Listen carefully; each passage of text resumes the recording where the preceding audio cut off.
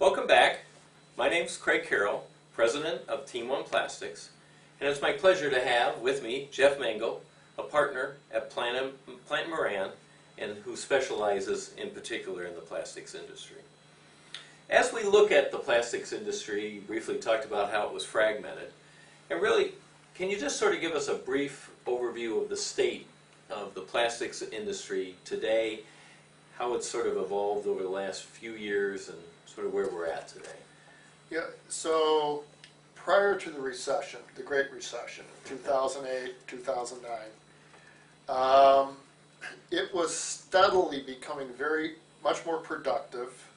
The value add, the sales minus material, the amount of value an individual employee could generate for a company increased roughly 3% a year.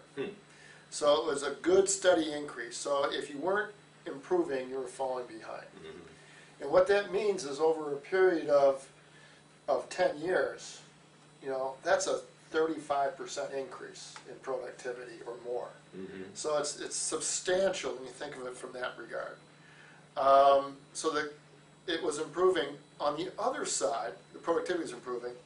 Utilization was declining.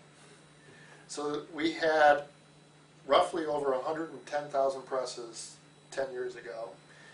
And those presses were generating enough for the industry as it was. We see globalization come into play. We see the productivity increasing that we were able to do with our own employees. We don't need 110,000 presses. So the number of presses have gone down. I'm estimating about roughly 90,000 presses that we have. So we got roughly 90,000 presses. We're operating on a theoretical capacity, meaning 24/7. Okay. We're operating at roughly 40% as an industry. Right now. Right now. Okay. It was steadily declining. It was actually down under 35%. Wow. And for many of the companies that in the Great Recession, it went down to under 25%. So what's happened since the recession? We're seeing volumes increase. We've also seen it going from the 110,000 presses to 90,000 presses. We saw maybe roughly around 12% failure rate, companies going out of business or sold, merging with others. So it isn't like they just went out of business. Now there's a good news, bad news. It means there's less players, but the presses didn't actually all go away. They just changed hands. So now we have the hands, the presses are there. The utilization actually, though, has gone up in the last couple of years. First time we've had back-to-back utilization increases in the industry since we've been doing the surveys. Well, actually, that's not true. Since the late 90s. 98 was its heyday. So it was really... So for 15 years. 15 years. Wow. It's the first time we had back-to-back increases. So that's the number one thing. And the other thing that we have to look at what's happening is that no one was buying presses for the last 10 years. Right. The industry was lucky to sell 2,000 presses a year. And so you take that into play here, 80% of our presses that we have in operation are over 10 years old. Wow.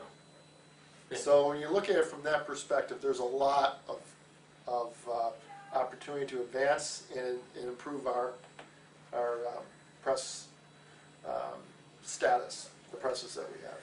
So 40% press utilization, that's not a healthy number for an industry, would you say, or am I just thinking of that? Well, it doesn't sound healthy. Yeah. The heyday was 55%. Right, that would be 50s at least, right? So we got to remember it's theoretical. That's every press you have. That's 24/7. Okay. Most companies operate 24/5. Right. So, and if you're a custom molder, 65% utilization, you're going crazy because you have to match your press size to your customer needs and your customer schedule. Right. So unless you have only one size press, you're going to have some slack in there. Right. And you need at least 35% just to support that. Okay. Okay. Well, the good news is it's moving upwards. So that's good news, and we're hoping for a bright future.